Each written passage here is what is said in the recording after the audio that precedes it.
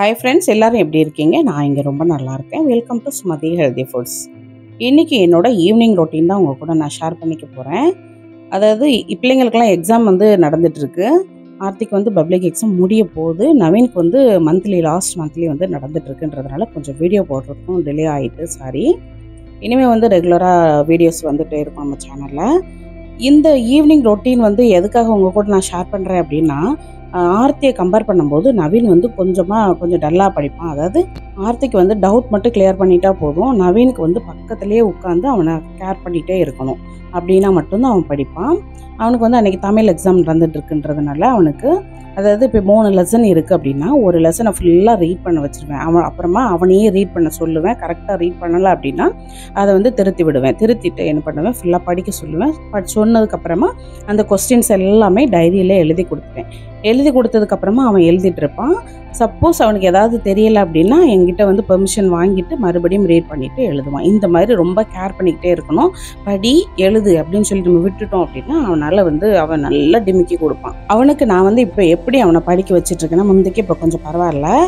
எப்படி படிக்க வச்சிட்ருக்கேன் அப்படின்னா, அந்த நண்பன் படத்தில் விஜய் சொல்லுவாங்கள்ல, ஆல் இஸ் வெல், அந்த இதே தான். அதாவது ஒரு கொஸ்டின் அவன் எழுதினாலும் சூப்பராக எழுதிட்டியே, ஹேண்ட் ரைட்டிங் நீட்டாக இருக்கு, நவீனுக்கு அழகாக பண்ணுறிய, பார்த்தியா எவ்வளோ குயிக்காக படிச்சுட்டு பார்த்தியா, இந்த மாதிரி சொன்னோம் அப்படின்னா கடகடன்னு படித்து முடிச்சுடுவான் அவன். இந்த இதை நீங்களும் ட்ரை பண்ணி பாருங்கள். சப்போஸ் உங்கள் பிள்ளைங்க படிக்கிற டேலண்ட் நல்லா இருக்குது அப்படின்னா, அதாவது படிக்காத பிள்ளைங்களுக்கு நிறைய இது கொடுக்கணும், ஒர்க் அவுட் நம்ம பண்ண கொடுக்கணும். படிக்கிற டேலண்ட் இருந்து அவங்க படிக்கிறதுக்கு டிமிக்கி கொடுக்காங்க அப்படின்னா, நீங்கள் சூப்பர் நல்லா பண்ணிட்டே, அவன் நல்லா சுமாராகவே பண்ணாலுமே நல்லா பண்ணிட்டே அந்த மாதிரி சொல்லி பாருங்கள். டக்குன்னு அந்த பிள்ளைங்க படித்து முடிப்பாங்க. இந்த இந்த ட்ரிக்கை தான் நான் இப்போதைக்கு யூஸ் பண்ணிகிட்ருக்கேன். ப்ளஸ் நான் ஈவினிங் அவனுக்கு சொல்லி கொடுத்துட்டே பண்ணுறதுனால எனக்கு சப்பாத்தி அந்த மாதிரிலாம் போடுறதுக்கு டைம் இல்லைன்றதுனால விளக்கெல்லாம் ஏற்றி முடிச்சுட்டு, மாவு பார்த்திங்கன்னா இந்த மாதிரி 1.5 கப்பு, 1 கப்பு 1.5 கப்பு இவ்வளோ தான் இருக்குது. இது எங்கள் 4 பேர்த்துக்கும் பத்தாது. இந்த மாதிரி சிச்சுவேஷன் நிறைய நமக்கு இருக்கும். கொஞ்சமாக மாவு இருக்கும்.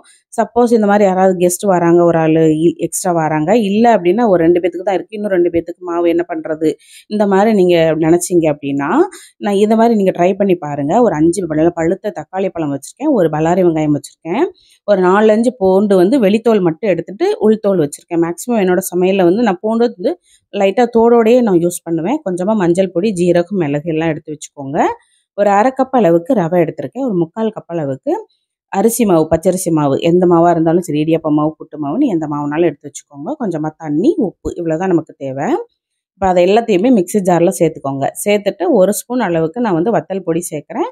நீங்கள் வத்தலாக சேர்க்குறதா இருந்தாலும் ஒரு 4 போல் சேர்த்துக்கோங்க. ஏன்னா பல்லாரி அந்த தக்காளியில் நல்லா புளிப்பு இருக்குன்றதுனால அந்த காரமும் கொஞ்சம் தூக்கலாக இருந்தால் நல்லாயிருக்கும்.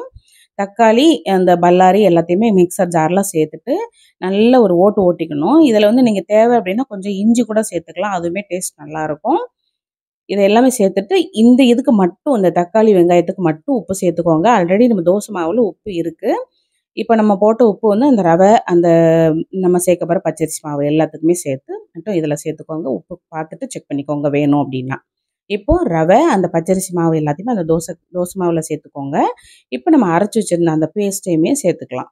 சேர்த்துட்டு என்ன பண்ணணும், நல்லா கலந்து விட்டுட்டு, கொஞ்சம் கெட்டியாயிரும் நம்ம ஏன்னா இந்த மாவெல்லாம் சேர்த்துக்கிறதுனால. அப்புறமா தேவையான அளவு தண்ணி சேர்த்துட்டு டைல்யூட் பண்ணிக்கோங்க. தோசை மாவு பதத்துக்கு டைல்யூட் பண்ணி வச்சுக்கோங்க. இது நல்லா புளிக்கணும் அப்படின்லாம் அவசியம் இல்லை. இது நல்ல ஒரு 10 மினிட்ஸ் மட்டும் ஊறினா போதும். அந்த ரவை ஊறுறதுக்கு டைம் கொடுத்தா மட்டும் போதும். நம்ம நல்லா கை வச்சு கலந்தால்தான் அந்த கட்டி எல்லாமே இல்லாமல் நல்லா சூப்பராக இருக்குன்றதுனால கை வச்சு நல்லா கலந்துட்டு மூடி போட்டு வச்சுருக்கேன். இந்த கேப்பில் நம்ம ஒரு சட்னி பார்த்து அரைச்சிட்டு வந்துடலாம். இது பச்சையாக அரைக்கிற வெங்காய சட்னி. டேஸ்ட் ரொம்ப சூப்பராக இருக்கும். எங்கள் வீட்டில் என் வீட்டுக்காரங்களுக்கு இது ரொம்ப பிடிக்கும். இப்போ நான் ஒரு 3 காஷ்மீரி சில்லியும், 2 நார்மல் வத்தலும் சேர்த்துருக்கேன். ஒரு 3 தக்காளி, 2 பல்லாரி எல்லாம் கட் பண்ணி சேர்த்துருக்கேன். கொஞ்சமாக புளி சேர்த்துக்கோங்க, ஏன்னா தக்காளிலையும் புளி இருக்கும். கொஞ்சமாக வெல்லம் சேர்த்துருக்கேன், வெள்ளைப்பூண்டு, அப்புறமா உப்பு. வெள்ளைப்பூண்டு விழுந்தது கேமராவில் கேப்சர் ஆகாமல் இருந்திருக்கு. கொஞ்சமாக உப்பும் சேர்த்துட்டு இதை தண்ணி எதுவும் சேர்க்காம அப்படியே அரைச்சிக்கோங்க. ஏன்னா தக்காளி வெங்காயத்தில் உள்ள தண்ணியே போதும் இதுக்கு. இப்போ கொஞ்சமாக ஃபைனலாக இப்போ மாவு அந்த சட்னி அரைக்கிற சமயத்தில் ஒரு 10 நிமிஷத்தில் அது ஊறி இருக்குது. இப்போ மல்லி இலையை மட்டும் கட் பண்ணி சேர்த்துக்கோங்க.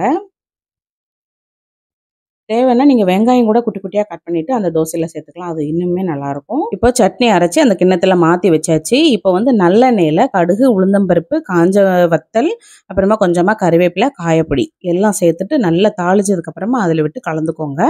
சட்டியில் வந்து ஊற்றிட வேண்டாம். அது வந்து டேஸ்ட் வேறு மாதிரி போயிடும். இது வந்து இந்த பச்சையாக வெங்காயம், தக்காளி எல்லாம் சேர்த்து இருக்கும்போது ரொம்ப டேஸ்ட்டாக இருக்கும். நல்லா சூடான இட்லிக்குமே நல்லாயிருக்கும்.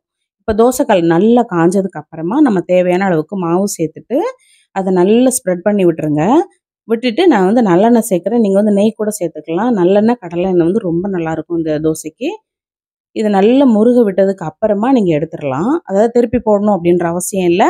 சட்டாப்பை வச்சு மேலே இருக்கிற எக்ஸஸ் மாவை வந்து லைட்டாக தேய்ச்சி விட்டுக்கோங்க. அப்போ வந்து மேலே பச்சை மாவு எதுவுமே இருக்காது. இப்போ சூப்பரான தக்காளி தோசை ரெடி ஆகிட்டு பாருங்கள். அந்த ஜீரகம், மிளகு அதோட வந்து சாப்பிட்றதுக்கு ரொம்ப டேஸ்ட்டாக இருக்கும். கொஞ்சம் வித்தியாசமாக இருக்கும். பிள்ளைங்களுக்குலாம் செஞ்சு கொடுத்தீங்க அப்படின்னா மாவு அரைக்கும் போதெல்லாம் இந்த மாதிரி தோசை கேட்பாங்க. என் பிள்ளைங்க இப்படி தான் கேட்பாங்க. நீங்கள் ஒரு வாட்டி செஞ்சு பாருங்கள் இப்படி. அதுலேயே என்ன பண்ணலாம் அப்படின்னா முட்டை தோசையும் போட்டு கொடுக்கலாம். முட்டையை நல்லா உடச்சி ஊற்றிட்டு கொஞ்சமாக சாட் மசாலா, இதில் வத்தல் பொடியெல்லாம் சேர்க்கணும்னு அவசியம் இல்லை. ஏன்னா ஆல்ரெடி நம்ம வந்து தோசை மாவில் சேர்த்துருக்கோம். கொஞ்சமாக சாட் மசாலாவும் உப்பு தூளும் சேர்த்துட்டு நல்லா இந்த மாதிரி ஒரு ஸ்பூன் வச்சு ஸ்ப்ரெட் பண்ணி விட்டுட்டு கொஞ்சமாக எண்ணெய் மட்டும் சேர்த்துட்டு நல்லா வெந்ததுக்கு அப்புறமா மறுபடியும் லைட்டாக திருப்பி போட்டுட்டு எடுத்தோம் அப்படின்னா சூப்பரான தக்காளி முட்டை தோசையும் ரெடி ஆகிட்டு. இது வந்து சூப்பராக அந்த கார சட்னிக்கு வந்து ரொம்ப நல்லாயிருக்கும். இது வந்து வதக்கி அரைக்கிற வெங்காய சட்னியை விட இந்த காரமாக அரைக்கிற பச்சையாக அரைக்கிற சட்னி வந்து இதுக்கு ரொம்ப ஆப்டாக இருக்கும். கண்டிப்பாக நீங்கள் ட்ரை பண்ணி பாருங்கள். ட்ரை பண்ணி பார்த்தீங்க அப்படின்னா உங்களுக்கு எப்படி வந்துச்சுன்றதை எங்கள் கூட ஷேர் பண்ணிக்கோங்க. இந்த வீடியோ உங்களுக்கு ஏதாவது வகையில் யூஸ்ஃபுல்லாக இருந்துச்சு அப்படின்னா வீடியோக்கு லைக் பண்ண மறந்துடாதீங்க. என்னோட சேனல் சுமதி ஹெல்தி ஃபுட்ஸை சப்ஸ்கிரைப் பண்ணி எங்களுக்கு சப்போர்ட் பண்ணுங்கள். நாளைக்கு சூப்பரான இன்னொரு வீடியோவில் உங்களை நான் சந்திக்கிறேன். நிறைய யூஸ்ஃபுல்லான டிப்ஸ் அண்ட் சமையலோடு சந்திக்கிறேன். அது வரைக்கும் எங்களுக்கு சப்போர்ட் பண்ணிகிட்டே இருங்க. தேங்க்யூ.